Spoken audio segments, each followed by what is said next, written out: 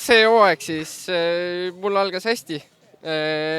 Küll saime väga hilja sikli peale ja trenni teha sikliga, aga sellegipoolest ma arvan, et väga okei hooaeg ja kindlasti väga põnevaid sõite oli siin, et ise olen väga rahul. Kõik võistlused ja korraldused olid ka väga head ja ühtegi porikrossi see hooaeg nagu ette ei tulnud, et selles suhtes läks kõik hästi. Et nüüd tegime hooaja viimase võistluse täna, keerasin küll 2 sõidus pikali, aga sellegipoolest oli hea võistlus, ma arvan. Et 4 sõidust 2 võitsin, 2 sõidust olin pikali ja nii oligi.